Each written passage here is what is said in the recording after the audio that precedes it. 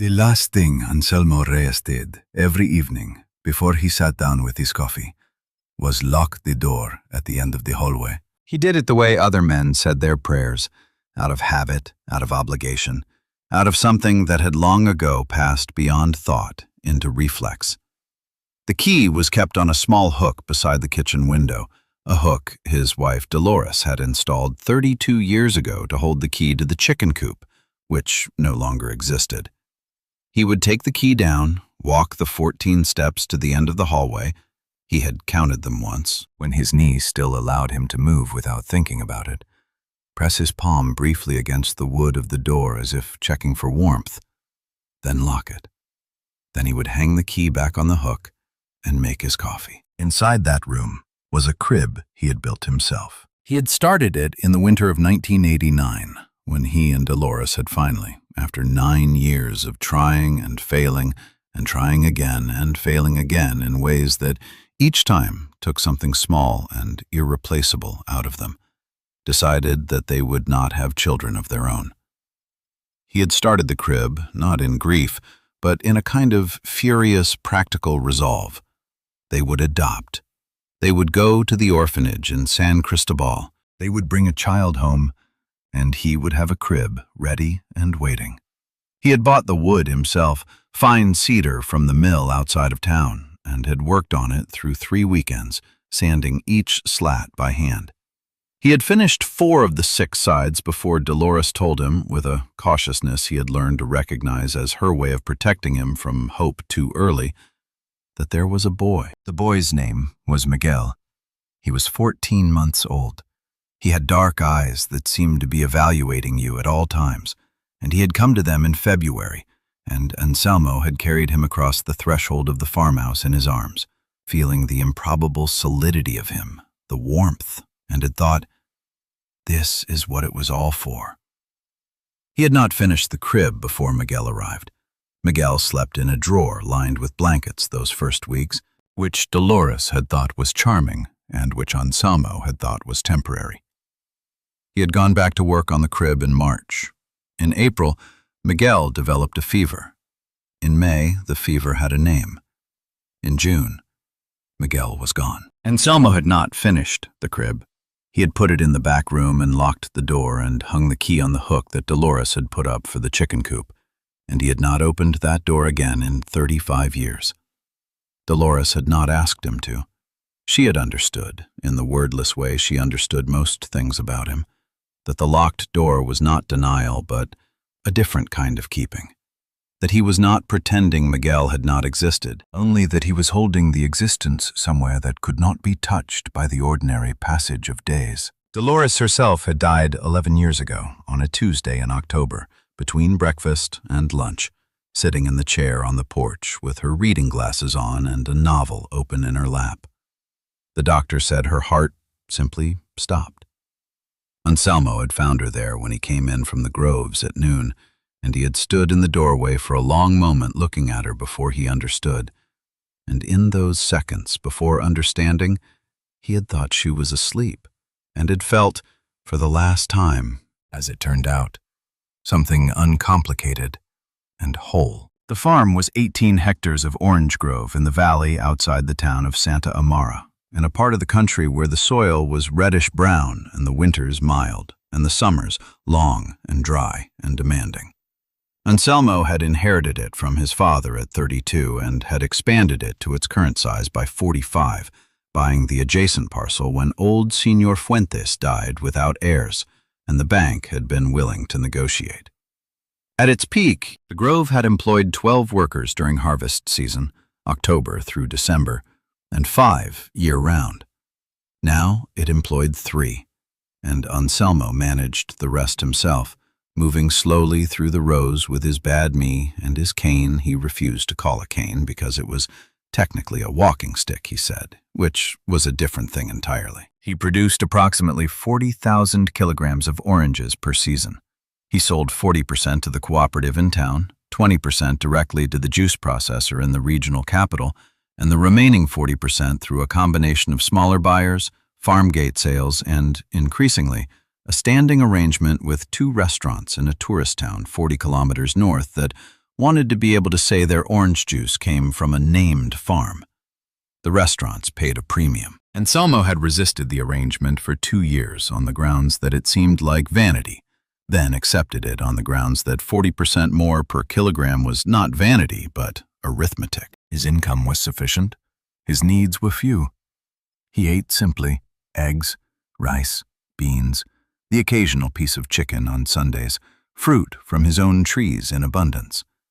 He spent money on the grove without hesitation. New irrigation lines when the old ones cracked, replacement tools before the old ones fully broke, the veterinary visits for the 2 dogs, Petra and the one he called Segundo because he'd gotten him after Petra and hadn't been able to settle on a name. He spent money on himself almost not at all. He still wore shirts he had bought in 2008. His boots were resold rather than replaced. The 3 seasonal workers, Felix, who was 61 and had worked for Anselmo for 22 years, his nephew, Rodrigo, who was 35 and had worked there for 9, and the young man named Oscar, who had been hired the previous season and had proved steady enough to be called back, came in the mornings and left by late afternoon. They ate lunch together in the shade of the equipment shed, which had a long table and a corrugated metal roof that made rain sound like applause. After they left, the farm belonged to Anselmo and the dogs and the trees and the particular silence that descends on agricultural land at the end of a working day when the machinery has stopped and the birds have not yet started their evening noise. He had learned to inhabit that silence. He had not learned to prefer it. These were different things, and at 74, he was precise about the difference. On the evening of the 12th of November, a Tuesday, he would remember this detail later, the Tuesday, because Dolores had died on a Tuesday, and he had come to regard the day with a complicated wariness that was not quite superstition. The sky over the valley turned the color of a bruise by 4 in the afternoon. By 5, the wind had picked up in the grove in a way that made Anselmo walk the rows more carefully than usual, checking the irrigation lines, though they were fine. By 6, the rain arrived. It came in the way rain sometimes came in that valley, not gradually, not as a warning of itself, but all at once, as if a decision had been made somewhere above and enacted without negotiation. Within 10 minutes, the dirt roads between the rows were rivers, and the roof of the equipment shed was past applause and into something closer to sustained argument. Anselmo was inside by then, had been inside since 5:30, had made his coffee, and was sitting at the kitchen table with the accounts ledger open in front of him, though he was not really looking at the accounts. He was listening to the rain. He heard the dogs bark at 7:14. He knew the time because he had just looked at the clock above the stove, a habit from the years when Dolores had always come to the kitchen at 7:15 to start dinner, and he still looked at that clock at 7:14 as if confirming she was about to arrive. Petra and Segundo were not dogs who barked at rain. They barked at strangers. Anselmo put down his coffee and took the flashlight from the drawer beside the stove and walked to the front door. The porch light illuminated about 4 meters of the path to the gate. Beyond that was rain and darkness. He could hear, beneath the dogs and beneath the rain, the sound of the gate, the rattle of it being knocked rather than pushed, which meant whoever was there was asking rather than entering, which was something. He pulled on his boots, which he had left by the door, and his oilskin jacket, which hung on the peg beside it, and walked out into the rain. At the gate stood a woman and 3 children. The woman was perhaps 40, perhaps a little less, wearing a dark jacket that was saturated completely, her hair plastered flat against her head, a large cloth bag over one shoulder, and a rope handle of a canvas sack in her right hand. She was holding the youngest child, a boy, small enough to be carried, though he seemed to be trying to prove he did not need to be, on her left hip. Behind her stood 2 others, a boy and a girl, both drenched, both standing upright in the specific way that children stand upright when they have been told to stand upright, when posture is the last available form of dignity. What Anselmo noticed first, and would think about later, was that none of them were cowering. The rain was considerable. They were soaked through, They had clearly been walking for some time because the mud on the woman's boots went up past her ankle, and the children's shoes were dark with it. But they were standing as if they had arrived somewhere they meant to be, not somewhere they had collapsed. "Good evening," the woman said, in a voice that was steady despite everything. "I am sorry to come at this hour and in this rain. My name is Jimena Vidal. These are my children, Rafael, Inés, and Tomás." She named them without gesturing at them, as if they were known quantities who required no pointing to. "We have been walking since this morning from Casas Nuevas. We were trying to reach my cousin's house in San Cristobal, but the road past the river crossing is flooded, and we cannot go forward tonight." "I saw your light," and Selma looked at her. He looked at the children. The girl, Inés, the middle one, was watching him with dark eyes that assessed without accusing. The older boy, Rafael, had his jaw set and was looking at a fixed point somewhere past Anselmo's left shoulder, the way someone looks when they are concentrating on not showing what they are feeling. The small one on the woman's hip had fallen asleep against her neck. "How long have you been walking?" Anselmo asked. "Since 6 in the morning, 11 hours, roughly. We stopped twice." She paused. "I am not asking for charity, Signor. I am asking for shelter for one night, a dry place, a floor, nothing more. In return, my children and I will do whatever work you have in the morning, whatever you need done. Rafael is strong for his age, and Inés is quick. We work." The older boy, Rafael, at the mention of his name shifted his weight almost imperceptibly forward, as if ready to begin whatever work was being offered immediately, in the rain, at this moment.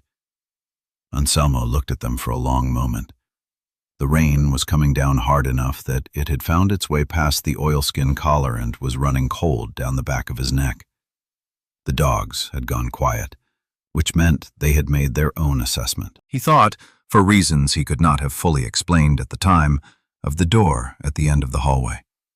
Then the small one, Tomás, the one sleeping on his mother's hip, shifted in his sleep and made a sound that was not quite a word, something between a murmur and a sigh, a sound that had no meaning except the absolute trust of a sleeping child against a shoulder he knew.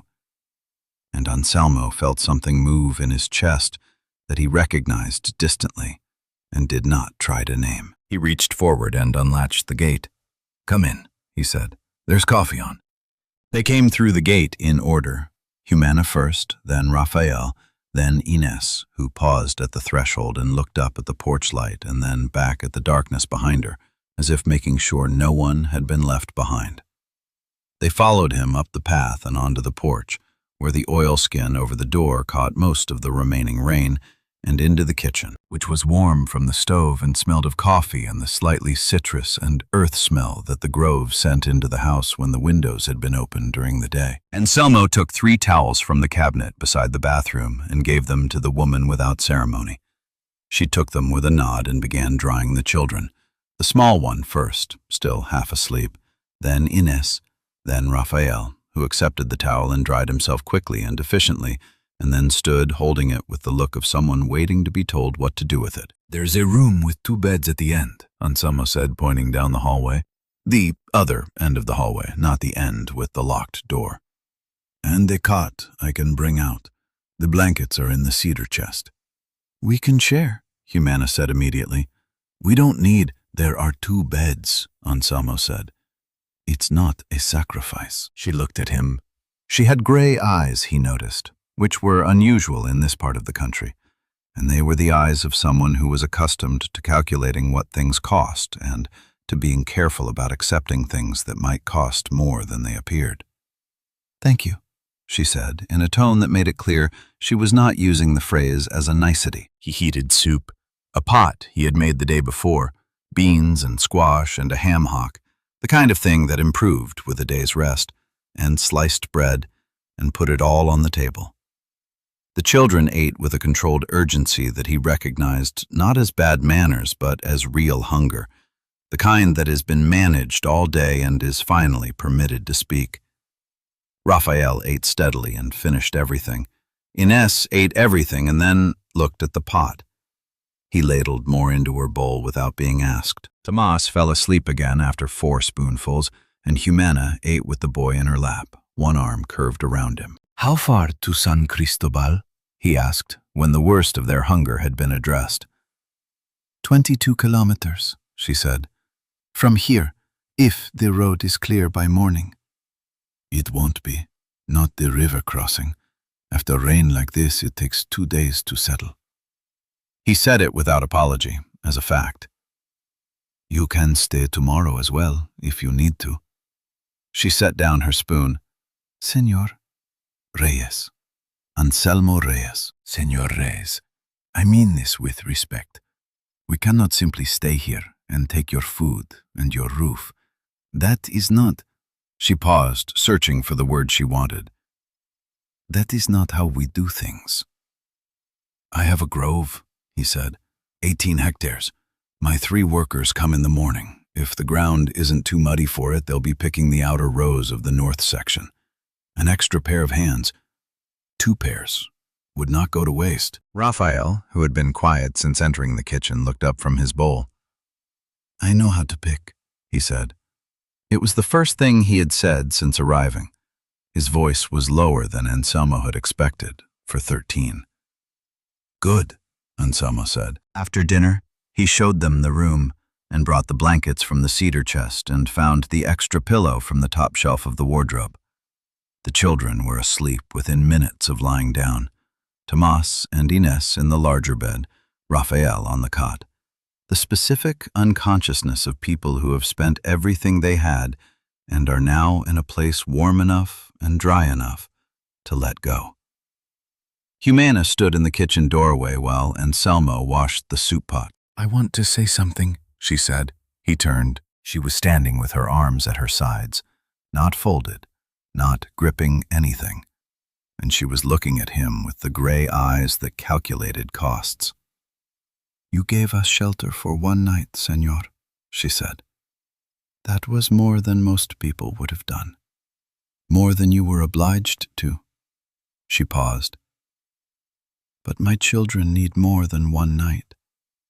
And I think, I can see, that you are a man who is alone here in a way that is not good for a person. So I want to say something that I hope you will consider, even if your answer tomorrow is no."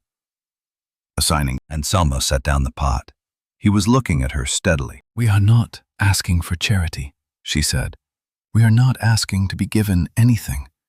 I am asking for the chance to earn a place, for my children and for me to work this land and keep this house and look after you as you get older, in exchange for a roof and wages and the right to stay.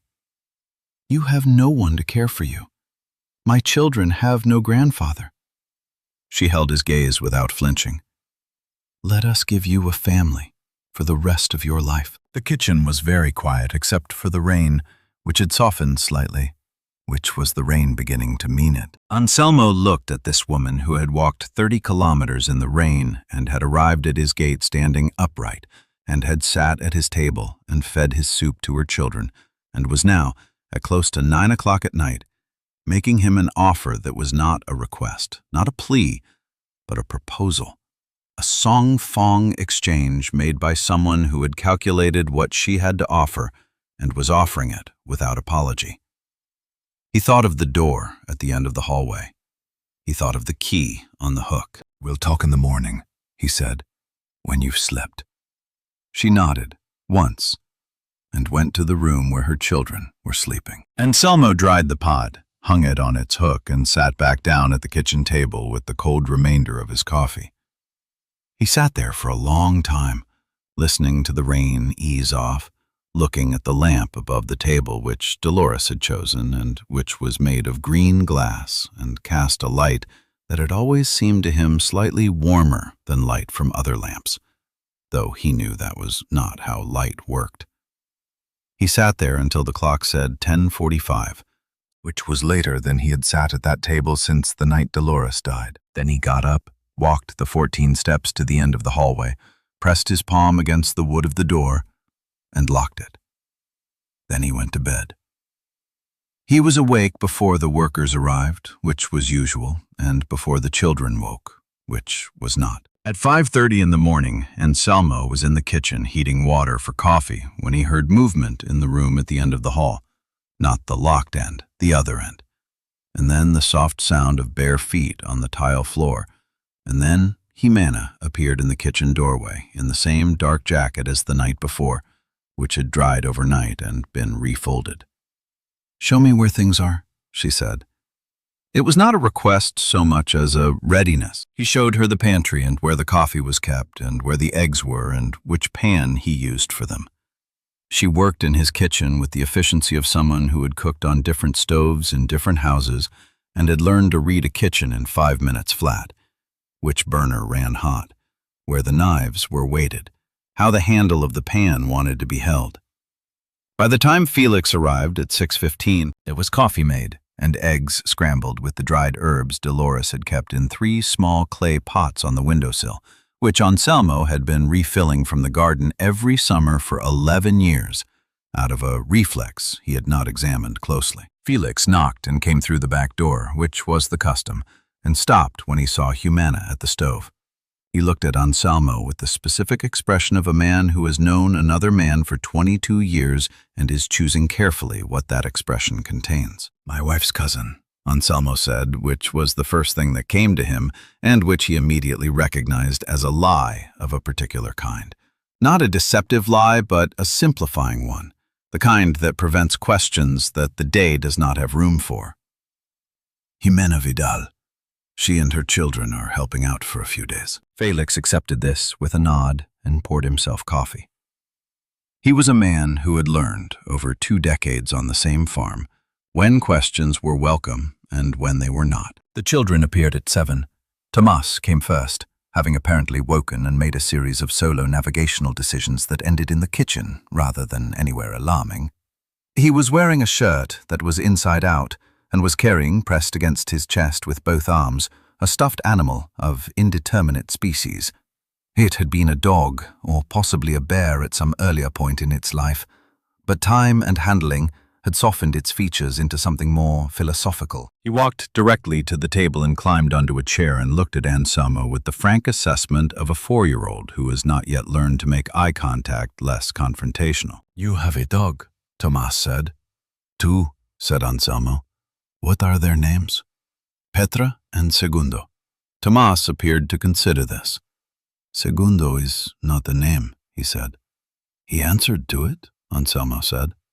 Tomas seemed to accept this as a valid counter-argument and turned his attention to the eggs. Ines appeared 10 minutes later, fully dressed, her hair braided in a way that suggested she had braided it herself and was practiced at it. She came into the kitchen, saw her mother at the stove, assessed the general situation, and then went to the sink and washed her hands, without being told, which Anselmo noted. Rafael was last, and he appeared in the kitchen already wearing his boots. "What time do the workers start?" Rafael asked his mother. "He said 6, she said, tilting her head toward Anselmo. "They're already here," Anselmo said. "Felix is in the equipment shed. Rodrigo and Oscar come at 6:30. "Can I go?" Rafael asked.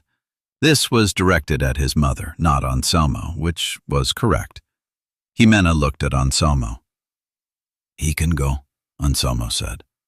Rafael went. They heard the back door, then silence. "He has been like that since his father died," Jimena said, not as an apology or an explanation, but simply as information. She was plating the eggs.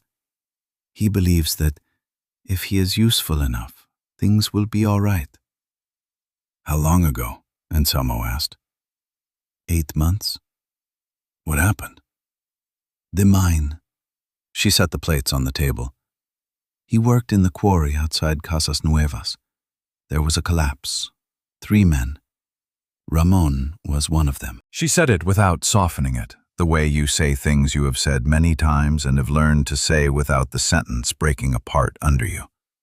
Anselmo understood this. He had learned to say, "My wife passed 11 years ago," in exactly the same register. "I'm sorry," he said. She sat down.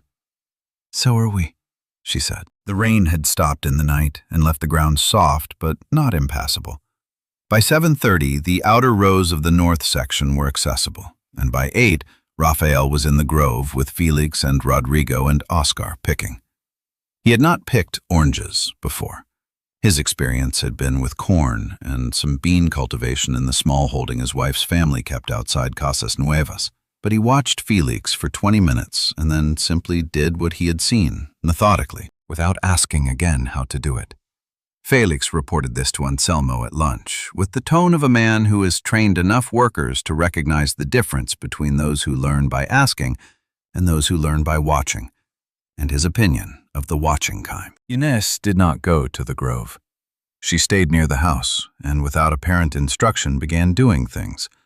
She found the broom and swept the porch. She found a loose hinge on the equipment shed door and examined it with the focused interest of someone who was thinking about how to fix it rather than whether. She asked Anselmo in the afternoon if he had a screwdriver, and when he showed her the toolbox, she looked through it with the patience of someone who has learned that the right tool is usually there if you look long enough. And she tightened the hinge. It did not take her long. She was 10 years old, and her hands were small, and she had to use both of them on the screwdriver handle. But she did it. And when she was finished, she put the screwdriver back in the exact position she had found it. Tomás spent the morning within 10 feet of Anselmo. This was less a decision than a gravitational phenomenon. Anselmo would move, and after a brief pause, Tomás would reorient and follow, maintaining the same radius. Anselmo, who had not had a small child near him since 1989 and who had forgotten the weight of being followed by one, found himself moving more carefully than usual, opening gates fully instead of squeezing through them, stopping to explain things he would not have paused to explain to anyone else. "Why do you hit the trunk?" Tomás asked when Anselmo tapped the base of a tree with his walking stick. "To see how it sounds," Anselmo said. "What does it say?" "If it sounds hollow, there might be a problem with the roots. If it sounds solid, the tree as well." Tomás went to the nearest tree and knocked on it with his knuckle, then stood with his ear close to the bark listening. Anselmo watched him. "It's fine," Tomás announced. "Good," said Anselmo. "That's a relief." 3 days passed before Anselmo brought up the conversation from the kitchen. The road to San Cristobal was clear by the second day, as he had said it would not be, and then clear again by the third, and on the morning of the fourth day he came in from the grove at mid-morning and found Jimena in the kitchen, repairing a tear in Raphael's jacket with needle and thread from a small kit she kept in the canvas bag, and he sat down at the table and said, "I want to talk about what you proposed." She set down the jacket and looked at him, the gray eyes. "I've been thinking about it," he said. "I have. I don't move fast with decisions, and I don't trust people who do. So you'll understand if what I say now is not final." "I understand that," she said. "The grove needs more than 3 workers in season," he said. "Felix is 61. He's been talking about cutting back for 2 years. In 3 years, maybe 4, I'll need to replace him or figure out something else. And I haven't figured out what else is. Raphael is young, but he picks clean and he doesn't waste. Those 2 things you either have or you don't." He paused. "Jimena can stay for the season, through December. You and the children.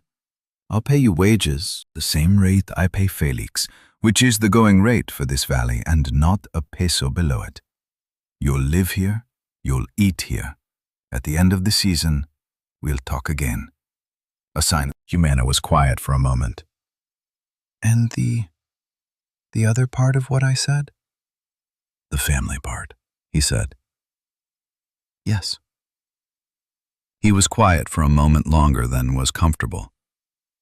"I don't know about that," he said honestly. "I am a man who has been alone for a long time, and I don't know if I'm something it's useful to have a family with. What I know is that I need workers, and you need work, and if those 2 things are true, the rest can wait and decide itself." She looked at him for a moment longer, and then she said, "That is fair. and picked up the jacket and went back to sewing. It was in the second week that the question of the accounts arose. Anselmo kept his accounts in a ledger, 4 ledgers actually, spanning 30 years, each one filled in his dense, small handwriting with dates and kilograms and prices and worker hours and expenditures going back to when he had bought the adjacent parcel from the bank. He was not a formally educated man, but he had a natural facility with numbers, the kind that comes from 30 years of needing to know exactly, to the kilo, to the hour, where everything stood. And his books were exact. Raphael had been watching him work at the accounts ledger on the second evening, sitting across the table doing his schoolwork from the workbooks Humana carried in the canvas bag. She had, it emerged, been conducting school in the evenings since leaving Casas Nuevas, a rigorous and unnegotiable 30 minutes per child per night, regardless of what else the day had contained. And at one point, Anselmo had gotten up to make more coffee and left the ledger open. When he came back, Raphael was not looking at the ledger, but something about the angle of his head suggested he had been. On the 5th day of the second week, Raphael came to Anselmo in the equipment shed where he was sorting irrigation fittings. "There's something wrong in the October ledger," he said. He was holding the ledger, which meant he had gone and gotten it. He held it out to Anselmo and pointed to an entry. "This column here, the contractor charges for the 14th. Oscar billed 9 hours, but the harvest log shows he left it 3, which is 7 hours. Someone put the wrong number." Anselmo looked at the ledger. He looked at the harvest log, which was pinned to the board on the wall. Raphael was right. "When did you notice this?" Anselmo said. Last week, Raphael said. I wanted to check it a few times before I said anything, in case I was wrong. Anselmo looked at the boy for a long moment. He was standing in the dusty half-light of the equipment shed, holding the ledger with both hands, serious and steady. And there was nothing in his face that wanted praise for what he had found, only the straightforward offering of information that needed to be corrected. Thank you, Anselmo said. It's a small amount, Raphael said. 40 pesos, but it should be right. Yes, said Anselmo. It should. He corrected the entry. He did not make a large thing of it. But that evening, when he sat down with the ledger after dinner, he found himself thinking about the boy's face in the equipment shed. Not triumphant, not uncertain, just correct in the way a level is correct, pointing at true. And he thought that Dolores would have liked him immediately. Would have seen in about 30 seconds what had taken him 2 weeks to begin to see. The mistake, it turned out, was Oscar's. Not intentional fraud, but a genuine error in transcription. A 7 written as a 9, the kind of thing that happens when a man is tired and the light is poor. Anselmo spoke to Oscar about it, and Oscar was mortified, and the matter was settled. But what remained after it was settled was Raphael's 40 peso correction, sitting in Anselmo's chest like a small weight he hadn't been expecting. By the end of the second week, certain things had arranged themselves without being arranged. Humana cooked in the mornings before the workers arrived and in the evenings after they left.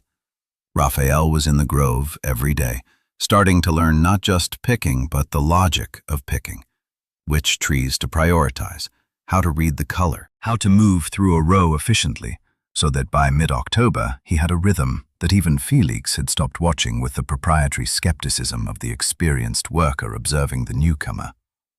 Inés had taken on the equipment shed as a kind of territory. She kept it swept and sorted tools, and had, on her own initiative, labeled the irrigation fittings with pieces of cardboard and a black marker, which saved approximately 15 minutes every morning when Anselmo was looking for something. Tomás followed Anselmo. Anselmo had not been followed for a long time, and he had forgotten what it did to the pace of a day, the way it slowed things down, the way things that had been invisible for years became suddenly visible because a small person was looking at them and asking why. He found himself explaining the grove to Tomás in fragments, why the trees were planted in rows of this particular spacing, what the difference was between the Valencia oranges and the navels, why some trees were older than others, and what that meant for the fruit. Tomas received all of this information with the absolute solemnity of 4-year-olds confronted with the fact that the world is enormous and inexplicable, and also that adults are apparently willing to explain it. On the Saturday of the second week, at dinner, Humana put a bowl of something on the table that was not beans and rice, and not eggs, but a soup he didn't recognize. "What is this?" he asked. "It's caldo de siete mares," she said. "We used to make it for Sundays. I found the fish at the market in town." She paused. "I used the grocery money. I can make up the difference from—" "Don't," he said. He tasted it. It was very good. A deep, complex broth, the kind that can't be hurried. "How long does this take to make?" 4 hours, she said. "I started it this morning." He ate 2 bowls. He had not eaten 2 bowls of anything in 11 years. He began to notice the ways in which a house with people in it was different from a house without them. Not large ways, not the obvious ones, the cooking and the cleaning and the sounds of children. Those he had noticed immediately. What he hadn't anticipated were the small differences, the ones that crept in sideways. The fact that the 3 clay herb pots on the windowsill were now fuller than he had ever kept them, because Humana had found the garden plants without being shown and had trimmed them back and repotted the rosemary into a larger container. The fact that the table, which he had always set for one and cleared for one, and which had therefore functioned primarily as a surface for ledgers and coffee cups and the occasional newspaper, was now a different object entirely. A center of the household in the evenings, covered with school books and tools being cleaned and the kitchen tasks that spilled over from the counter and, on 2 occasions, a drawing Inez had been working on and had spread across it because it was large. Inez drew. He had known this in the abstract. Humana had mentioned it in the context of tingkak tungdua, the way parents mention their children's particular tendencies, the way you mention the weather. But he hadn't known what it meant until he saw it. She drew on any available surface, the margins of her school books, the backs of the cardboard pieces she used to label the irrigation fittings, scraps of paper from the kitchen, the smooth labels of the large tomato cans he saved for paint. She drew the grove, mostly, the rows of trees from different angles, and the dogs, and once a detailed and technically precise rendering of the irrigation valve assembly from the north section that Anselmo found on the kitchen counter one morning and mistook briefly for an actual technical diagram. "Did you draw this?" he asked her at breakfast. "Yes." She looked uncertain, as if she wasn't sure whether this was about to become a problem. "It's accurate," he said. He looked at it more closely. "You have the pressure gauge labeled wrong. It's a 40 bar, not a 30. But the rest of it is right." Her expression shifted into something that was not quite a smile, but was in the direction of one. "I can fix it." "Bring it back when you do," he said. She brought it back that afternoon with the gauge corrected and a small annotation she had added. "North section, outer row, junction 3. He pinned it to the board in the equipment shed next to the harvest log. The evening of the 3rd Saturday, 3 weeks after their arrival, Anselmo came in from the grove to find Tomas asleep on the sofa in the sitting room, which Anselmo had not sat in since Dolores died, and which therefore functioned as a kind of formal room, unused and slightly austere.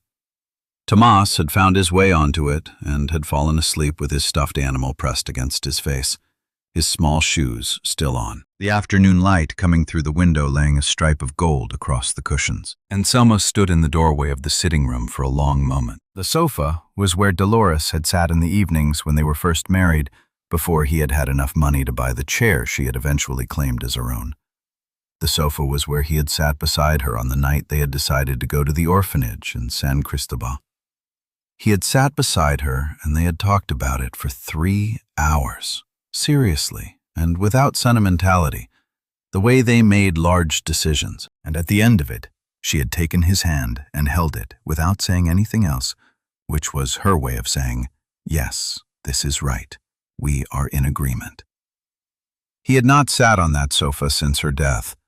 He had thought about removing it, had thought about covering it with a sheet, had done neither. Tomas was sleeping on it, with his shoes on and his face buried in a stuffed animal of indeterminate species, and the afternoon light was making the stripe of gold across the cushions, and Anselmo stood in the doorway for a long time. Then he went to find Jimena, who was in the back garden harvesting the late tomatoes. "Your boy fell asleep in the sitting room," he said. She straightened up. "I'm sorry. I'll get him." "Leave him," said Anselmo. He said it in the tone he used for things that were not negotiable, but that he did not wish to explain. And Jimena, who had learned in 3 weeks to read his tones with a reasonable degree of accuracy, left the boy where he was. At the end of the 3rd week, Anselmo sat down with Jimena at the kitchen table after dinner and took the wages envelope he had prepared and slid it across the table. She opened it and looked at the amount, and then looked at him. "This is more than you said," she said. "I adjusted it upward," he said. "I was paying you the rate I pay Felix, but Felix doesn't cook for the household. I factored in the household work." "I don't—" She stopped. "You cooked for my 3 workers for 3 weeks," he said. "Lunch every day. That's 12 men meals per week, 36 total. At the rate I pay the woman in town who cooks for the cooperative seasonal crew, that's a specific amount. I did the arithmetic. It's in the envelope." She looked at the envelope and then at him. The gray eyes did their calculation. "You didn't have to do that," she said. "Arithmetic isn't something you have to do," he said. "It's something that's either right or wrong." She took the envelope and folded it once and put it in her jacket pocket. "Thank you," she said. "Rafael found me 40 pesos, he said. Consider it returned." They sat at the table in a silence that was beginning by then to feel less like the absence of words and more like a kind of agreement. The silence of people who have discovered they do not need to fill every space and are gradually becoming comfortable with that discovery. The November rain came twice more before the month ended. Each time the grove absorbed it and recovered, the way good soil does, the way things do that have been properly rooted. The locked door at the end of the hallway was on Tomas's mind long before he touched it. It was there because things that are locked are, to a 4-year-old, interesting in exact proportion to their lockedness. The door at the other end of the hallway, the bathroom, the bedroom Tomas shared with Ines and Rafael, was not locked and was therefore ordinary. The door at this end of the hallway was locked and was therefore something else. Tomas had tested it twice with the quiet, methodical thoroughness of someone conducting research, and both times the handle had not turned. And both times he had stood for a moment looking at the door with the focused attention of a person storing a problem for later. He was not a destructive child. He was not a disobedient one in the sense that he did not disobey things he had been told. He had not been told anything about this door, which was a different matter. It was on a Wednesday afternoon in the 4th week of November when Jimena had gone to the market in town with Rafael. The old truck, which had sat unused for 8 months and which Anselmo had allowed Rafael to practice driving on the long, straight road through the south section, was trusted now with the 15-kilometer run to the market. Jimena driving, Rafael watching the road with the attention of someone taking a test, and Ines was in the equipment shed cataloging the spare irrigation parts by diameter and length, a project she had proposed to Anselmo and which he had approved with the matter-of-fact affirmation he gave to things that were clearly a good idea. And Anselmo himself was in the grove with Felix checking the late-ripening trees in the east section. Tomas was, ostensibly, on the porch. He was on the porch with the stuffed animal and Petra the dog and the full, golden attention of a Wednesday afternoon in late November, which should have been enough for a 4-year-old. It was not, quite. He had been on the porch for 45 minutes, which was his limit for the porch. He went inside. The kitchen was empty and smelled of the lunch that had been. The sitting room was as it was. He walked down the hallway, the short end, then turned the corner. Here was the long end of the hallway, with the door at the end of it. He walked toward it. He tried the handle again, as before. This time the door opened. He had not turned the key. There was no key in the lock. What had happened was simpler. The lock, which was old, had simply given way under his small hand's pressure, not because it was forced, but because the mechanism had worn over years of being turned and returned, and finally the bolt had shifted into a position where the catch no longer caught, and it swung open, as easily and as silently as if it had been waiting. The room was dark, the curtain drawn. It smelled of wood and something older than wood, cedar, and the closed air of 35 years, and underneath that, something that was not quite smell, but was close to it, the preserved quality of a place where time has not moved. Tomas pushed the curtain aside. The room was small. There was a workbench along one wall with tools still on it, chisels, a hand plane, sandpaper folded and refolded. Against the other wall, occupying most of the floor, was the crib. It was made of cedar, pale and smooth, and it was almost finished. 5 of the 6 sides were complete, each slat sanded to the same degree of smoothness, each joint tight. The 6th side, one of the long sides, was missing. The space it should have occupied open, the unfinished edge raw where it had been cut but never fitted. The mattress frame was in place. The corner posts rose to their proper height. It was, in its incompleteness, an entirely coherent object. You could see exactly what it was, and exactly what it was waiting for. Tomas looked at it for a long moment. Then he crossed the room, stood beside the crib, and placed his stuffed animal, the not-quite dog, the worn-down philosophic presence, carefully on the mattress frame in the center. He stood back and looked at it. The animal looked back at him from its position in the crib, its worn eyes forward, its indeterminate expression unchanged. Tomas nodded, in the way of a person who has arranged something correctly. Then he went back down the hall to the porch. Anselma found the door open 20 minutes later. He had come in from the grove for water, and he had walked down the hallway in the ordinary way, not thinking about the door at the end of it. And then the door was open, and the curtain was pushed aside, and the room was visible from where he stood, the workbench and the tools and the crib in the late afternoon light. He stood in the hallway for a moment that was longer than it should have been. Then he walked to the door and looked in. He saw the stuffed animal in the crib.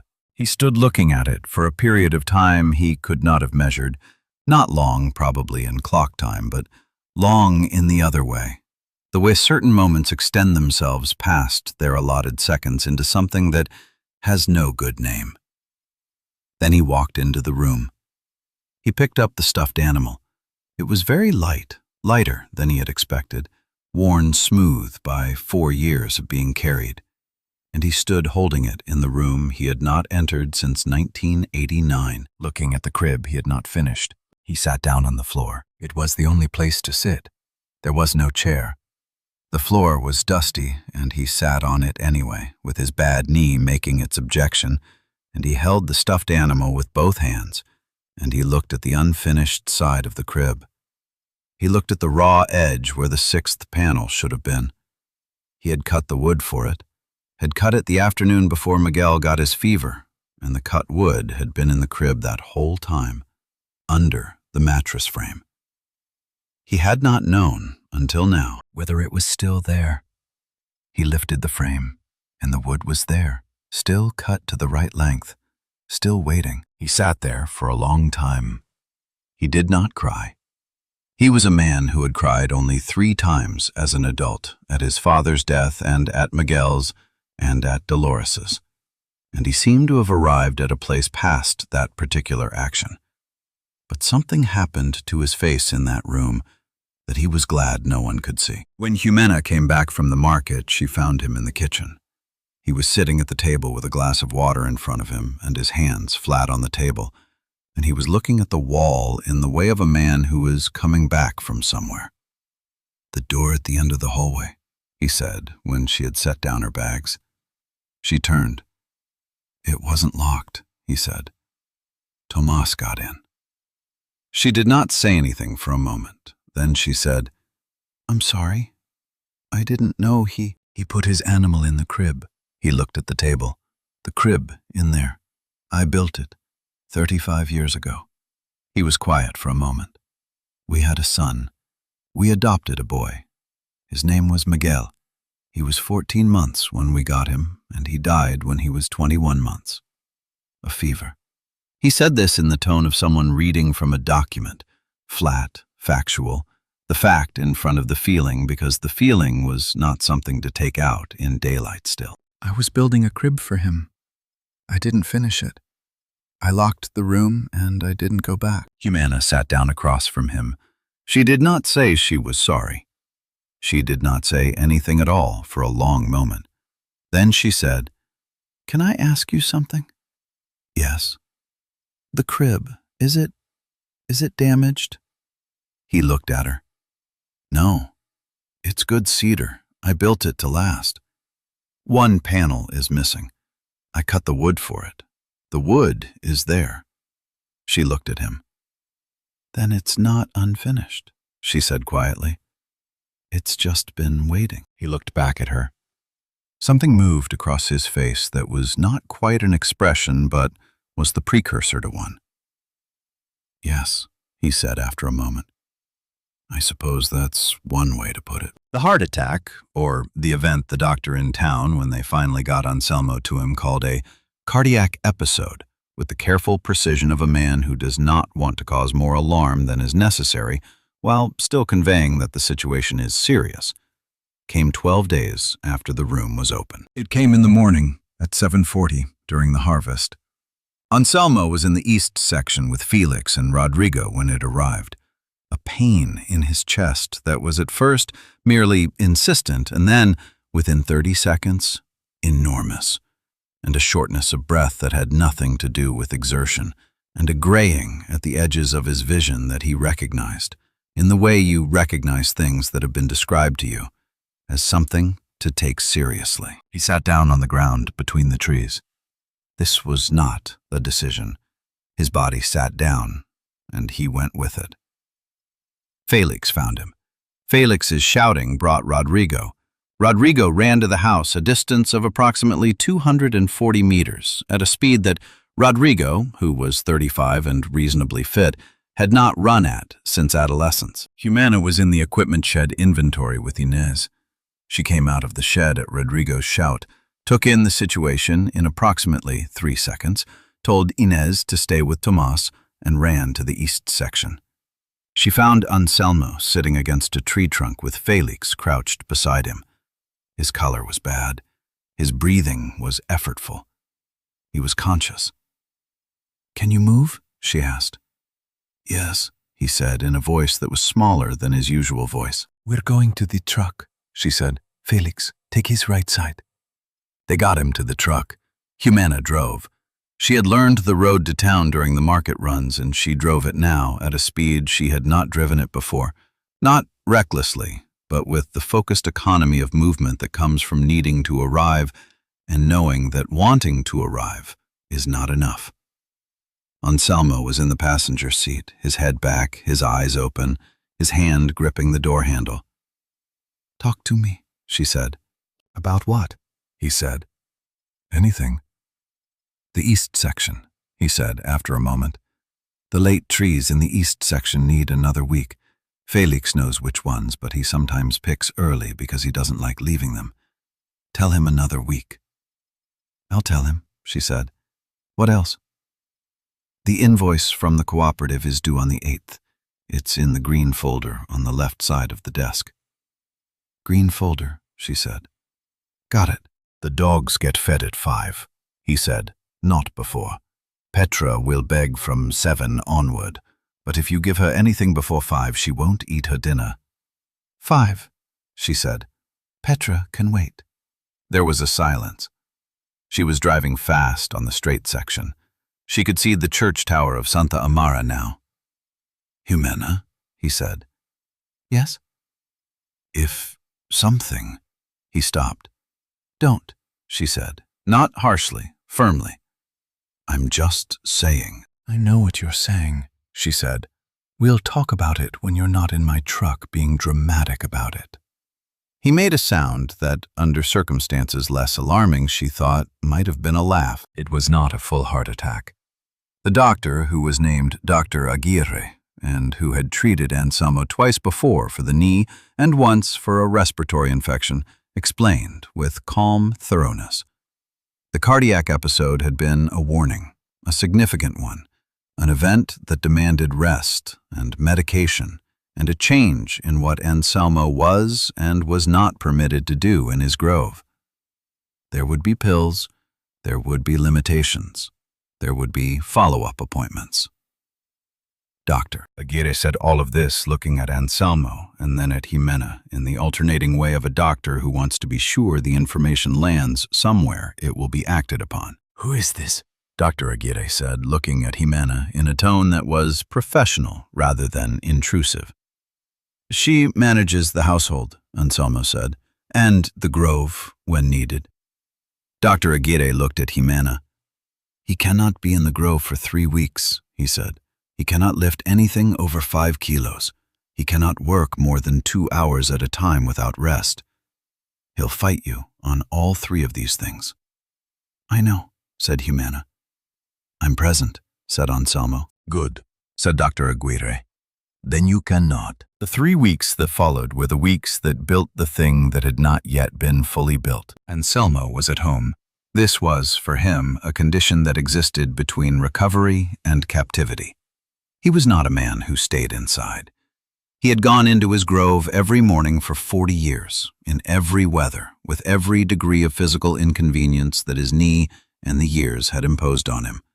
And being told to stay within 20 meters of the house was a confinement that he endured with what he considered patience, and Jimena considered barely suppressed grievance. She managed the harvest. She had not managed a harvest before. She had picked fruit before, on her parents' smallholding during childhood, but managing one? Knowing the order of the rows, understanding which buyers got which grades, knowing when to call the cooperative and when to hold back for the direct buyers, reading the weather for the coming day. This was different. She did it by asking Felix, who told her, and by reading the ledger's harvest pages from previous years, and by asking Anselmo through the kitchen window, where he would sit and drink his tea and receive her questions with the focused attention of a man who cannot participate, but can at least be useful. North section, rows 7 through 12. She said through the window on the 5th day. Felix thinks they're ready. I think they need 2 more days. The color on the top of the fruit is right, but the underside is still green-yellow. 2 more days, said Anselmo. I thought so, she said, and went back to the grove. Raphael ran the workers during those weeks. He was 13 years old, and he was running the day-to-day movement of 3 adults through an 18-hectare orange grove. And he did it without asserting authority, without asserting anything, but by being, in each moment, the clearest about what needed to happen next.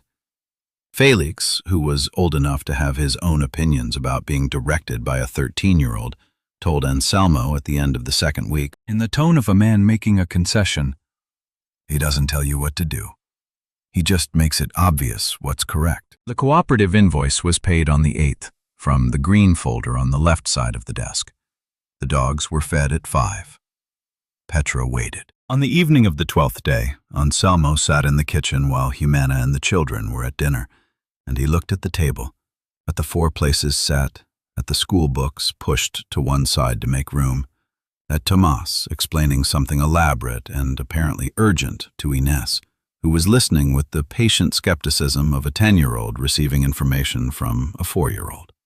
And he felt something that he had not felt for 11 years, and that he recognized with a slowness that surprised him, because it was a feeling he would not have expected to need time to identify. It was the feeling of not being alone.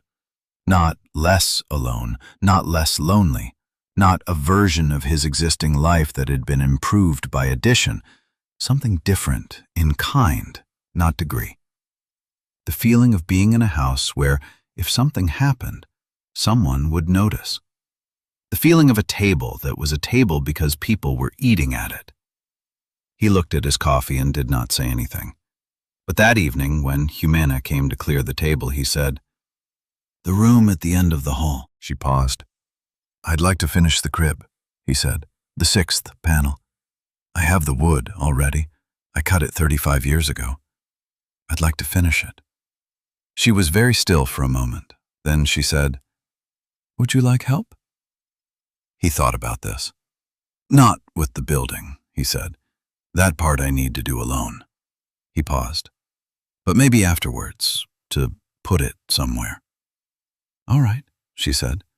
"Tell me when." He started the 6th panel on a Sunday morning, 3 weeks and 1 day after the cardiac episode, when Dr. Aguirre had cleared him for light work, and he had decided that carpentry, performed sitting on a stool, qualified. He went into the room with the tools he needed. The ones on the workbench in there were still sharp, cedar being a forgiving wood and the chisels having been good ones to begin with. And he sat on the stool he brought from the kitchen, and he fitted the 6th panel to the frame. The wood had been cut correctly 35 years ago. It fit. He had known it would, in the way a craftsman knows a thing he has measured correctly even after decades. The measurement does not change, only the time between the cutting and the fitting. He sanded the edges to match the others, and he fitted the dowels, and he set the panel in place and tapped the joints tight with the mallet, checking each corner. And when it was done, he sat back on his stool and looked at the crib. It was finished. 4 decades after he had started it, in a morning that cost him 2 hours and a sore knee and nothing else, it was complete. It was a good crib. He could see that it was a good crib from the craftsman's part of him that evaluated such things without sentiment. The proportions were right. The joinery was clean. The cedar had a color that time had only deepened.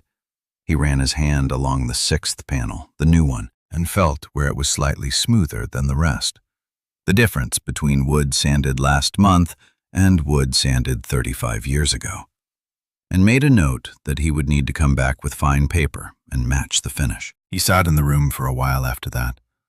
Tomas's stuffed animal was still on the mattress frame, where it had been since the afternoon Tomas put it there, and Anselmo had not moved it. He looked at the animal.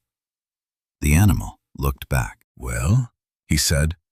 He had not intended to say anything, but the word came out in the room's specific quiet, and it was not addressed to the animal exactly, and not addressed to Miguel exactly, and not addressed to Dolores exactly, but to something that included all of them, and also the morning, and the finished crib, and the sound of Tomas in the kitchen, where he was apparently explaining something to Petra at some volume. He picked up the stuffed animal and held it for a moment, and then he put it back. That afternoon, he told Humana he was ready for the other part. They moved the crib together. He directed, she and Raphael carried, because the crib was heavier than it looked, and his lifting restriction was still technically in effect. From the back room into the sitting room, where the afternoon light came through the south window and where Dolores had sat in the evenings. He had them put it in the corner, near the window, where a piece of furniture of that size made sense in the room. When it was in place, he stood back and looked at it. It was enormous relative to the sitting room. It was completely incongruous relative to the sitting room. It was a crib in a room where no baby lived, and it made no practical sense at all. He left it there. He did not explain this to anyone, and no one asked him to. Tomas went and looked at it and nodded, satisfied, as if an arrangement he had initiated had been properly concluded. On the evening of that same Sunday, after dinner, Humana sat across from him at the kitchen table and said, "I want to ask you something, and you don't have to answer it." "All right." "In the room," she said, "the panel you added, you matched it." "Almost," he said. "I need to do the finish work. The sanding is slightly off." "You'll go back in there?" He thought about this honestly. "Yes," he said. "I think I will." She nodded. She was quiet for a moment. "The sitting room," she said. "You put it in the sitting room?" "Yes." "Why?" He was quiet for a while, long enough that the question seemed like it might not be answered. Then he said, Dolores used to sit in the sitting room in the evenings, when we were first married. That was where we decided to go to the orphanage, to get Miguel. He looked at his hands on the table. I suppose I wanted the two things to be in the same place, her and the crib and what we decided. So they're together. He looked up. It doesn't need to make sense. It makes sense, she said. He said, in the tone of a man who is not sure about this, but is willing to leave it open. They sat in the kitchen quiet for a while, and outside the sitting room, the unfinished crib that was now finished sat in the corner near the south window with a worn, stuffed animal in it, and the last of the evening light on the cedar. And in the kitchen, Anselmo Reyes sat at his table in a house that had people in it. And if you had asked him at that moment, carefully and in the right way, whether it was possible for a thing to be finished and a thing to be beginning at the same time, he would have said yes, because he was a precise man, and that was the precise truth of it. He went to see the lawyer in January. He did not tell Humana he was going. He told her he had an appointment in town, which was true, and that he would be back by noon, which was also true. And he took the truck and drove the 15 kilometers to Santa Amara, and parked in the square and walked to the office of Licenciado Morales, who was the lawyer in the town, and who had drawn up Anselmo's land purchase 30 years ago, and his will 15 years ago, and who had, at some point in those decades, become old in the same gradual way that Anselmo had become old, so that they were now approximately the same age and approximately the same amount of stiff in the mornings. He sat across from Licenciado Morales, and he explained what he wanted, and Licenciado Morales listened with the attention of a man who has heard many things in this office and who does not hurry the telling of things. A labor agreement, Anselmo said, not a gift. I want to be clear about that. An agreement. She and her children work the farm. I specify what work, what hours, what wages. In return, the agreement includes a term.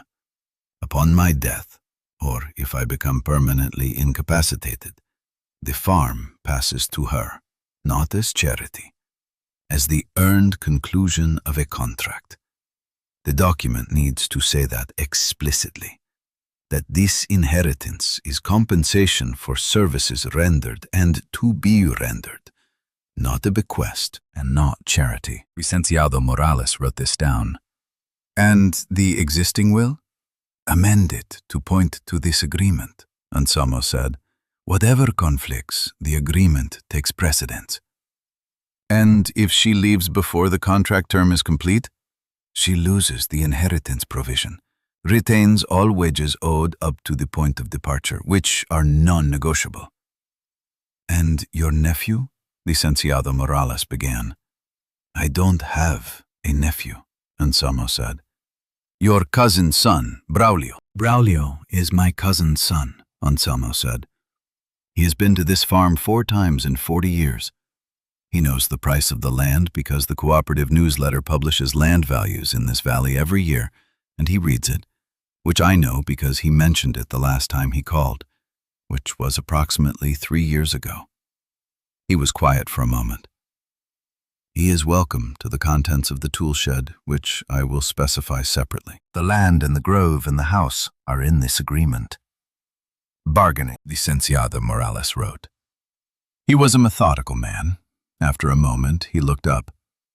Anselmo, he said in the tone of a man crossing from professional to personal and flagging the crossing. Are you sure about this woman?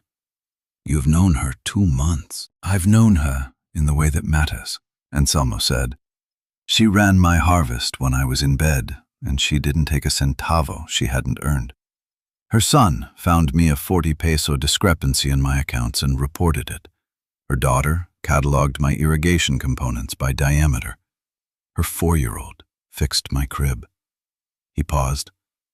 I've known people for 40 years who couldn't tell me those things about them. Licenciado Morales regarded him for a moment. Then he uncapped his pen. All right, he said.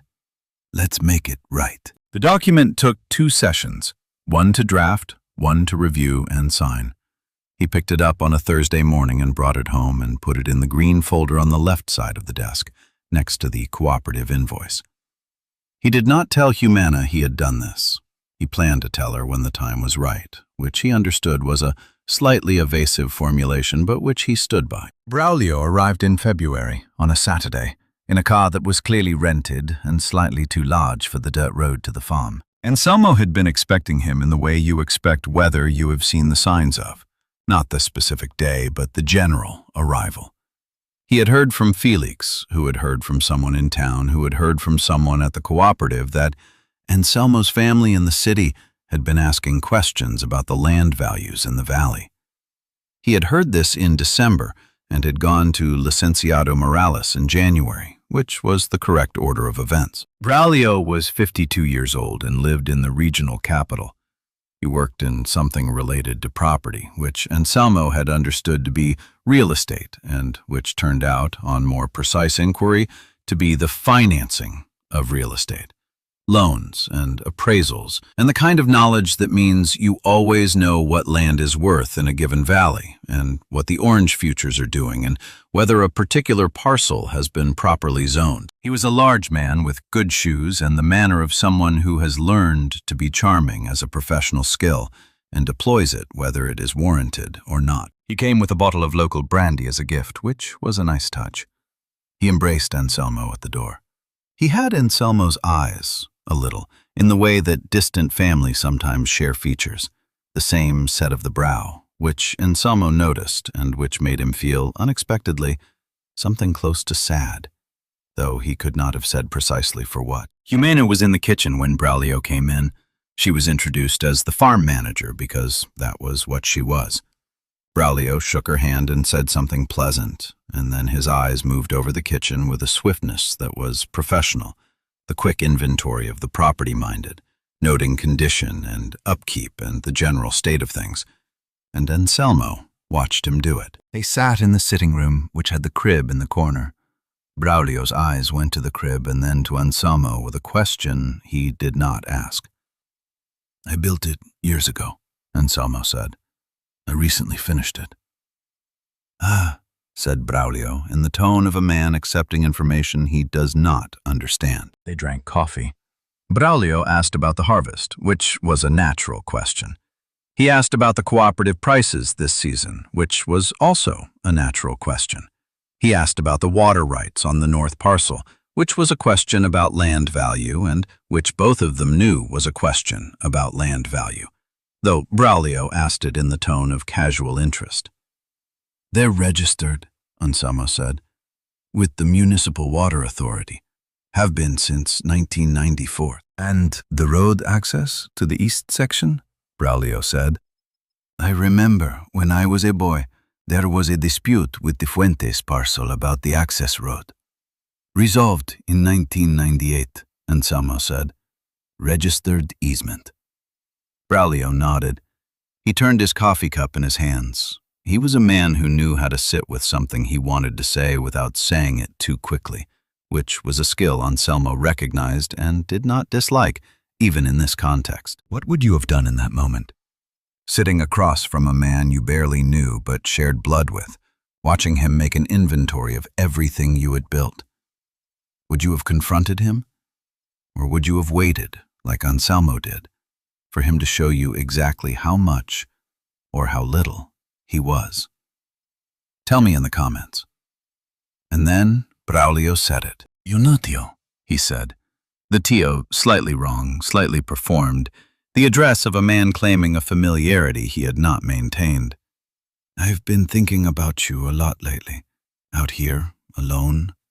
It's a lot of land for one man." "I'm not one man," Anselmo said. "I have workers." "Yes, I see that." A pause. "This woman, Jimena, was it? She manages the farm?" "She does." "How did you meet her?" "She came to the gate in a rainstorm," Anselmo said. "Her and her 3 children." Braulio looked at him. Something behind his eyes was doing arithmetic. "And she lives here? With the children?" "Yes." "And you've known her how long? A few months?" Long enough, Anselmo said. Braulio set down his coffee cup. Dio, he said, in the tone of a man who has arrived at the thing he came to say. I only want to make sure you're comfortable, that the situation is clear to you, that you have people you can trust around you. He paused.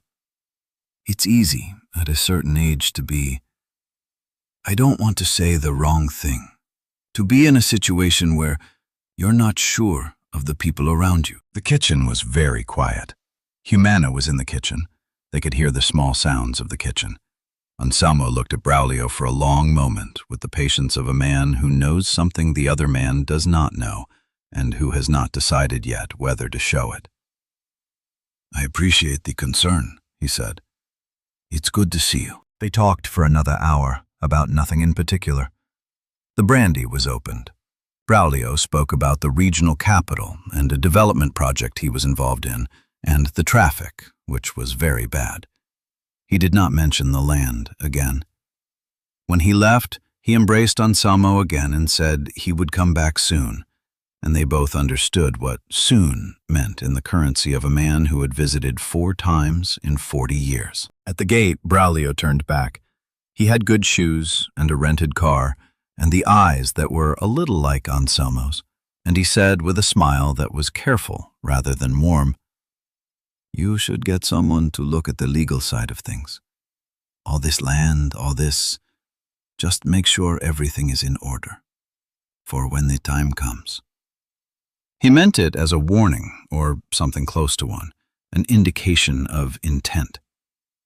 Everything is in order, Anselmo said. Braulio's smile held for a moment, and then the calculation behind it was visible for just a second, the way a card is visible for just a second when the hand shifts.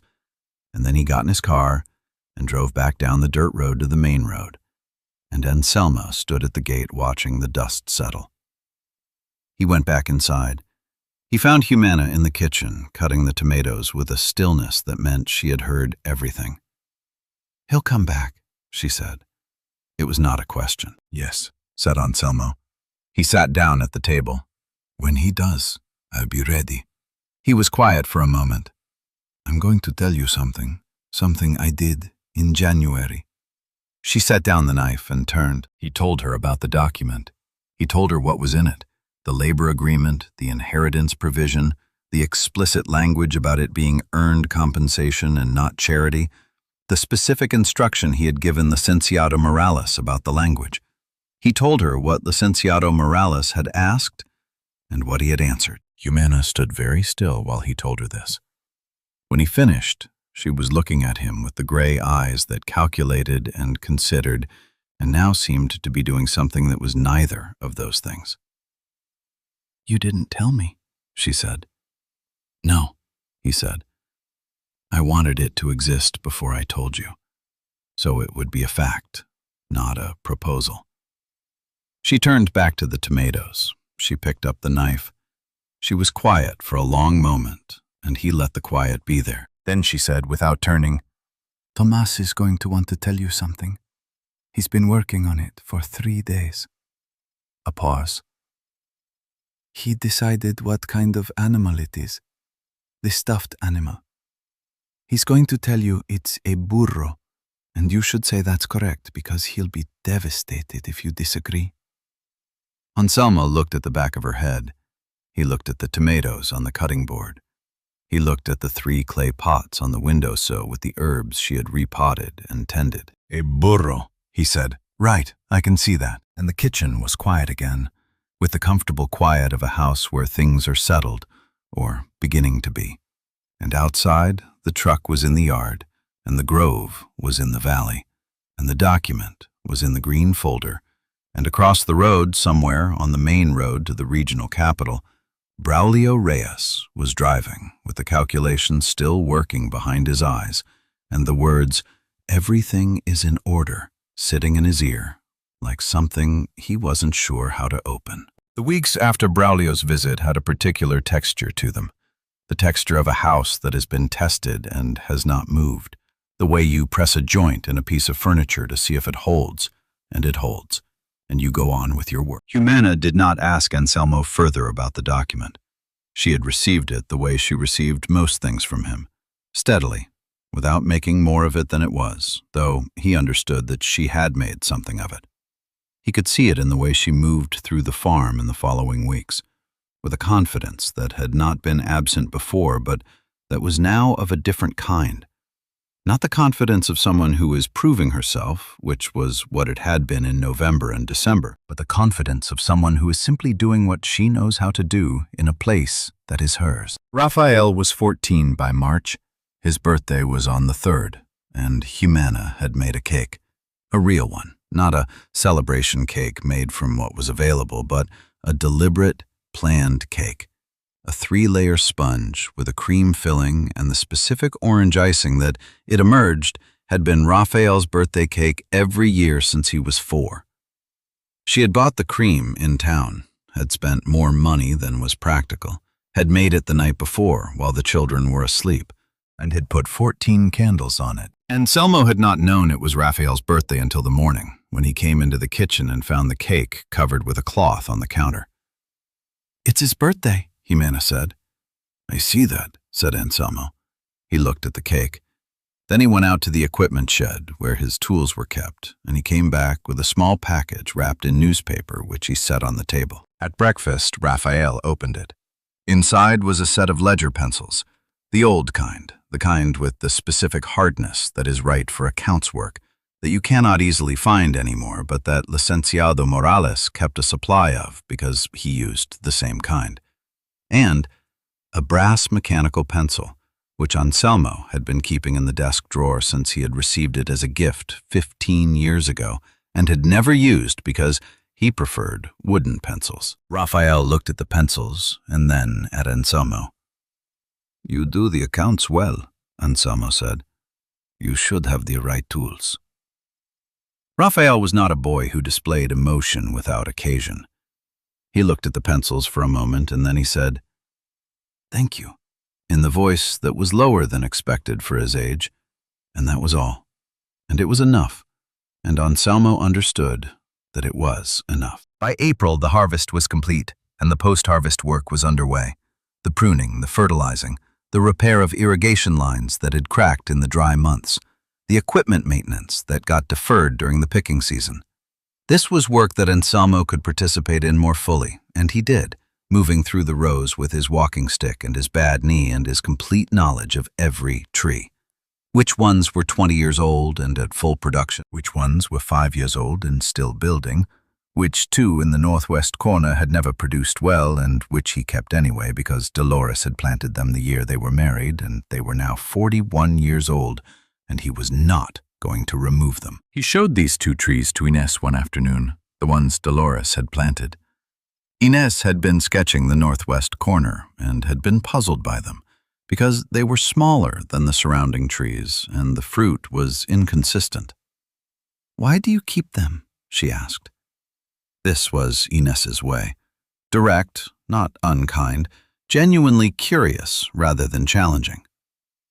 "My wife planted them," he said, "the year we were married." Inés looked at the trees. She looked at her sketch. She made an addition to the sketch, a small notation at the corner, something he couldn't read from his angle. "What did you write?" he asked. She turned the sketchbook to show him. She had written, "D's Trees, 1983. Keep." He looked at it. He said nothing for a moment. Then he said, "That's the right notation."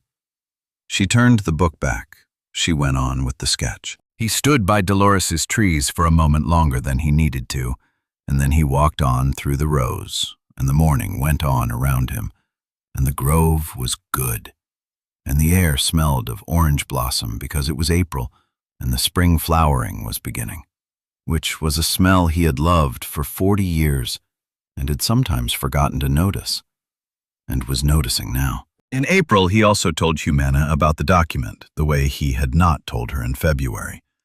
Not the fact of it, which she now knew, but the detail of it, the specific language, the clause about earned compensation, the instruction he had given Licenciado Morales to make it clear. He showed her the document itself, the 2 pages of it, in the green folder. She read it carefully, the way she did everything, and when she finished, she put it back in the folder and closed the folder and set it on the desk. The children are in here too, she said. It was not a question. The names were in the document. Yes, he said. All three? She was quiet for a moment. Then she said, with the directness she had had since the first night at the kitchen table, I want you to know something. I want you to know that I would be here whether this document existed or not. She looked at him steadily. I want you to know that. He looked back at her. I know that, he said. That's why the document exists. She held his gaze for a moment, and then she nodded once, and they went back to the morning. Braulio called in May. He called on a Saturday afternoon, and Anselmo answered because he answered the phone when it rang on the basis that whoever was calling might have something worth saying. Braulio said he had been thinking more about the land, phrased as thinking about you, Tio, and the farm, and said he thought it would be a good idea for them to sit down together with a lawyer, just to make sure everything was in order, just to be clear about the family situation going forward. Everything is already in order, Anselmo said. I went to Licenciado Morales in January. A pause. Morales? Tio, he's an old man. You should have someone from the capital look at things, just as a second opinion. I don't need a second opinion, Anselmo said. I am 74 years old, and I have managed this farm for 40 years, and I know what I want. And I have had it put in writing by a lawyer who has worked with this family since before you were born. He said this in the tone he used for things that were finished. You're welcome to visit whenever you like, Braulio. The door is open, but the farm is arranged how I've arranged it, and that's not going to change.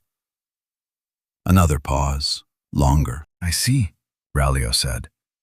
The charm had shifted into something cooler, the tone of a man recalculating his options.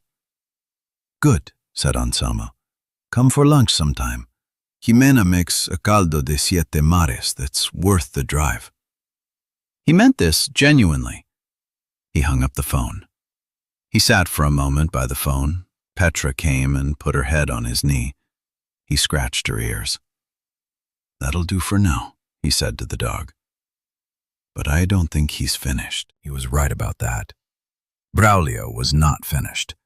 The question was what he would do when he came back, and Anselmo had made sure the answer to that question was sitting in a folder on the desk in the green folder, public notarized and entirely clear. Braulio came back in August. He did not call ahead. He arrived on a Tuesday morning, the same day Dolores had died. The same day the Vidals had arrived in the rain, which Anselmo would only notice afterward, when the day was over, and he was thinking about the particular weight that Tuesdays seemed to carry in his life. In the same rented car, or one very like it, and this time he brought a man with him. The man had a briefcase and the look of a person who is being paid to be somewhere. Jimena was in the grove with Ines when they arrived. Rafael was at the equipment shed. Tomas was on the porch with Petra, in the philosophical proximity he maintained with both of them. Anselmo was in the kitchen, sitting at the table with the green folder in front of him, because he had been expecting this day. He had not known it would be a Tuesday in August. But he had known it would come, and when Tomas shouted from the porch that there was a car, Anselmo picked up the green folder and went to the door and opened it. Braulio got out first, then the man with the briefcase. They came up the path. Tio, Braulio said. He was less charming, this visit. The distance between his professional charm and his actual intention had closed, which made him more honest, but also more clearly what he was. This is Licenciado Vargas. He's been looking into the property records. Good morning, said Licenciado Vargas, in a tone that was neither warm nor unkind, the tone of a professional doing his job. Good morning, said Anselmo. Come in. He brought them into the sitting room. There was the crib in the corner with Tomas's stuffed animal in it, and the light coming through the south window, and the photograph of Dolores on the shelf. He did not take them to the kitchen table, which was where conversations happened in this house, because this conversation was not a conversation of that kind. He sat them across from him in the formal arrangement of the sitting room. "The property records," Anselmo said. Licenciado Vargas opened his briefcase. "I've been reviewing the land title and the recorded instruments on the parcel," he said professionally. "There are certain questions about the chain of instruments, specifically a recently registered agreement that—" "The labor agreement," Anselmo said. Vargas paused. "Yes, registered with the municipal notary in January by me," Anselmo said, "along with Licenciada Morales, who has been the family's lawyer for 31 years. Witnessed by the notary, public record." Vargas looked at his papers. "The agreement contains an inheritance provision." "Yes," Anselmo said, "it does. The provision transfers this property upon my death to Jimena Vidal and her children as compensation for services rendered and to be rendered. The language is specific. The document is legal. I executed it when I was in full health and full possession of my faculties, as Licenciado Morales will confirm." He set the green folder on the table. "That is a copy of the executed document.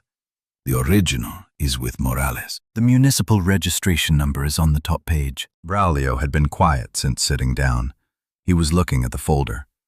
He was doing the calculation that he had been doing since he first came in February, and that had now arrived at its conclusion, which was that the calculation had already been done by someone else, and done correctly. "Tio," he said. His voice had changed. Not charming now, not careful. Something more like desperation in a suit. "You barely know this woman. She's been here 8 months. 8 months, and you're giving her 18 hectares and a house that's been in this family since my grandfather's time." "Your grandfather and I were cousins," Anselmo said mildly. "The farm came to me through my father. It has been mine for 42 years. I have earned every tree in it." He looked at Braulio steadily. "Jimena Vidal ran this harvest when I was recovering from a cardiac episode. Her son Rafael has managed the accounts since October. Her daughter Ines has cataloged and maintained the irrigation system for this grove. I have known exactly who these people are since November." He paused. "I have known who you are since before that." Braulio looked at him. Something in his face moved. Something that was not the calculation, but was underneath it. Something that might have been shame, or might have been the distant echo of something that had once been family. "The document is legal," Licenciado Vargas said quietly to Braulio. Not in the tone of someone who has found a problem. In the tone of a man who has reviewed a document and found it clean. "It's properly executed, properly registered. There are no grounds." "I understand," Braulio said. The sitting room was quiet. Dolores looked down from her photograph. The crib sat in the corner. Tomas's stuffed burro. It was a burro. Tomas had explained this with great patience to Anselmo, and Anselmo had agreed it was clearly a burro. Held its position in the center of the mattress with the philosophical composure of an object that has seen many things. Braulio stood up. He was a large man, and in the small formal sitting room he seemed somehow reduced, the way large things sometimes are in the presence of the specific and the exact. He looked at Anselmo, and for a moment he looked like a man who might say something real, something that was not the charming version or the professional version, just the actual thing, whatever was in there. "Come for lunch sometime," Anselmo said again. He meant it again. "The door is open." Braulio picked up his jacket. He looked at the crib in the corner one more time, and then he looked at the photograph of Dolores, and then he nodded, once. Not capitulation exactly, but acknowledgement. The nod of a man conceding a correctly played game. And he walked out of the sitting room, and Licenciado Vargas followed with his briefcase. and Anselmo sat in the sitting room and listened to the sound of the car on the dirt road, going away. Jimena appeared in the sitting room doorway. She had come in from the grove without him hearing her, or perhaps she had been there for some of it. "He's gone," Anselmo said. "Yes," she said. "He won't come back." He said this not as a hope, but as an assessment, the kind he made about weather and harvests, based on evidence, calibrated to reality. "No," she said. "I don't think he will." They sat for a moment in the sitting room with the morning light, and Dolores in her frame, and the finished crib, and the burro.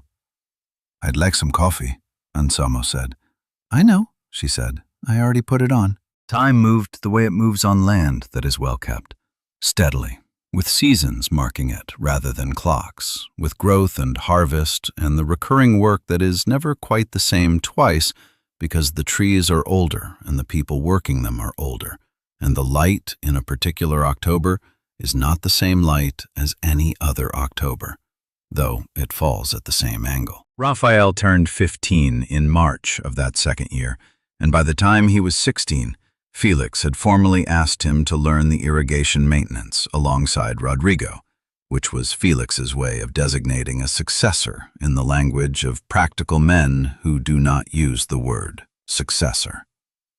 At 17, Raphael took the accounts ledger home to study it. This was a phrase he used literally.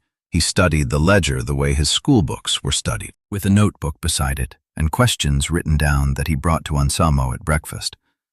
At 18, he sat with Anselmo at the cooperative's annual grower meeting, which Anselmo had attended alone for 11 years.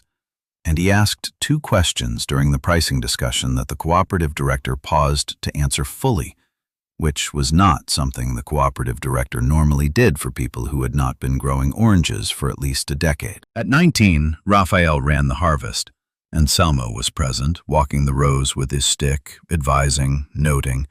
But Raphael was the one with the schedule, and the workers, and the decisions about which trees on which days, and he ran it the way he ran everything.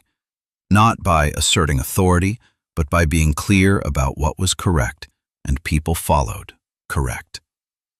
The accounts for that season showed a 4.3% improvement in per kilogram returns over the previous year, due to a renegotiated arrangement with the tourist restaurants that Raphael had handled by telephone, researching the going rates beforehand and presenting a proposal in writing. Anselmo looked at the accounts for that season and thought about the 40 peso discrepancy and the equipment shed and the brass mechanical pencil on the table in the morning light. Ines, who had catalogued the irrigation parts at 10, had by 13 designed a modified layout for the north section's water delivery that reduced the pressure loss in the outer rows by enough to make a difference to the fruit size. She drew it first, of course. It was, on one level, a drawing, a careful, precise drawing with every measurement noted, and, on another level, it was a piece of engineering. Anselmo showed it to the irrigation supplier from the regional capital, who came out to look at it and said, with the considered tone of a professional giving an honest evaluation, that it would work, and that he had seen grown engineers produce less precise schematics. They implemented it in the dry season, when the trees were between the flowering and the fruit set. Rodrigo installed it according to the drawing, consulting Ines at each junction, which he did without self-consciousness because the drawing was right and he was a practical man. When it was done, Ines stood in the north section and checked the flow at the outer rows and nodded in the way she had, the nod of someone confirming a calculation. At 16, she was drawing the grove as it was, and also as it could be. Sketches of what the equipment shed could look like with a revised layout, drawings of proposed grafting patterns for the older trees. Some of these were practical and some were ideas, and she began to learn which was which, and that both were useful. The practical ones got done, and the ideas were where the practical ones came from. Tomas, who had fixed the crib and named the burro and followed Anselmo through every row of the grove from the age of 4, turned 10 in the year that Ines installed the irrigation modification. He had been picking oranges for 2 years by then, since he was 8, first with 2 hands on a branch and the focused gravity of a child doing something important, and later with the unconscious ease of someone who has done a thing enough times that the body does it while the mind is somewhere else. He was quick in the trees and small enough to get into the interior branches that the older pickers couldn't reach without a ladder, and he had, in the way of children who grow up on farms, learned the logic of the grove, the reading of color and weight, and the smell that tells you a fruit is ready, not as a subject studied, but as a language absorbed. He still talked to the trees sometimes. He had started at 4, following Anselmo, and at 10 it had become a habit he was slightly embarrassed about, and engaged in anyway. Anselmo had heard him once, having a conversation with one of Dolores's trees in the northwest corner, explaining to it that its fruit was inconsistent because of the root competition from the neighboring tree, and not because of anything the tree had done wrong, and that they were working on it. Anselmo had said nothing. He had stood behind the row and listened to his boy talk to his wife's tree, and then he had gone on with his work. Anselmo Reyes died on a Sunday morning in October, in the 15th year of Jimena Vidal's tenancy on the farm, which was also the 15th year of the harvest season that now ran under Rafael's management, and the 15th year since the door at the end of the hallway had failed to lock properly on a November afternoon, and a small boy had walked in and placed a stuffed burro in an unfinished crib. He was 89. He had outlasted the cardiac episode of his 74th year by 15 years, in defiance of what Dr. Aguirre had implied and in accordance with what Anselmo had privately intended.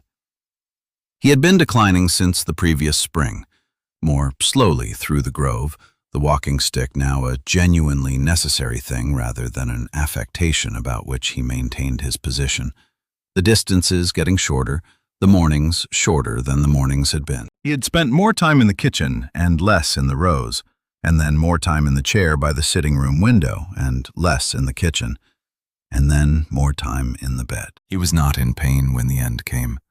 This was the thing they told each other afterward, and it was true. He had been comfortable, in the bed, in the room he had shared with Dolores, in the house that had not been silent since a November rainstorm 15 years ago. And on that Sunday morning, the house was full. Jimena in the chair beside him, Rafael in the doorway with the straight posture he had kept since the age of 13, Inés sitting on the foot of the bed with her hands in her lap, Tomás standing by the window with the grove visible over his shoulder, the October light on the trees. He had spoken during the night, less as time went on, but clearly when he did. He had told Rafael where the October harvest schedule was and that the northwest corner trees, Dolores's trees, should not be picked until the last week of the month. He would know when. He had told Inés that the drawing of the proposed eastern expansion was in the second drawer of the desk, and he wanted her to look at it again. He thought she had been right about the spacing. He had told Tomás that Segundo's line of dogs had died out, and they needed a new dog, and he wanted a dog that would follow a person around in the particular way that Segundo had, which meant a dog of mixed ancestry and strong opinions. He looked at Jimena for a long time at one point without saying anything. Then he said, "I need you to know that this was the right thing for me. I want you to know I knew that." "I know you knew," she said. "The document says earned compensation," he said, "not charity, not a gift." That was the right language. "It was," she said. "Because it was true," he said. "You earned it. All of it. Every tree." He was quiet for a moment. Dolores would have liked you. She would have known in about 30 seconds. Jimena took his hand. "The crib," he said after a while. His eyes went to the doorway as if he could see down the hall to the sitting room. "It's there," she said. "It's fine." "The burro's still in it," Tomás said from the window because he had checked that morning. Anselmo made the sound that had started as the precursor to a laugh and had over 15 years become a laugh, a real one, the kind he had not had before they came and had had since, in the specific register that Tomás reliably produced. "Good," he said. "Good. The burro stays. He was quiet after that, and comfortable, and the October light moved across the room as the morning advanced, and the grove was outside the window in the particular warm gold of the harvest season, and the people who had come through his gate in a rainstorm 15 years ago and had stayed and worked and filled the table and fixed the crib and catalogued the irrigation parts and run the harvest and talked to the trees. They were all there, in the room, The way he had said he wanted them when the time came.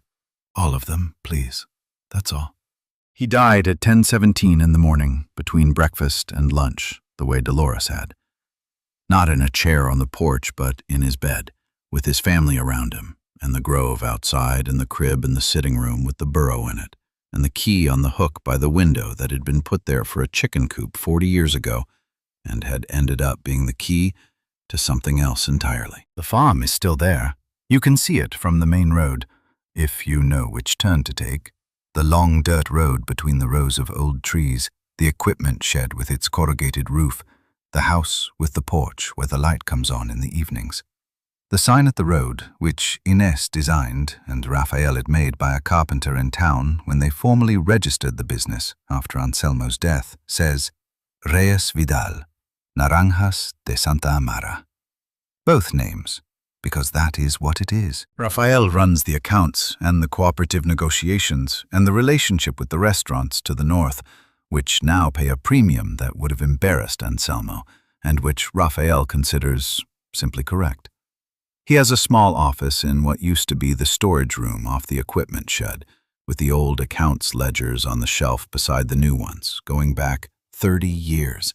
The handwriting shifting from Anselmo's dense small script to Rafael's measured columns. Inés completed her degree in agronomy at the regional university and came back. She is in the process of implementing the eastern expansion that Anselmo had kept in the second drawer of the desk, the one he had said she had been right about. And the grove is 17% larger than it was when Anselmo died, and will be larger still when the new section comes into full production in 4 years. Tomás found a dog. Mixed ancestry, strong opinions, follows a person around. Jimena is in the kitchen in the mornings, which is where she has been for 15 years, though now it is her kitchen, in the documented way as well as the actual way, and now sometimes it is her cooking, and sometimes it is Rafael's, who has gotten good at the caldo de siete mares, and sometimes it is Inés's, who has not gotten good at it and does not seem interested in getting good at it, and makes a very good rice dish instead. The crib is still in the sitting room.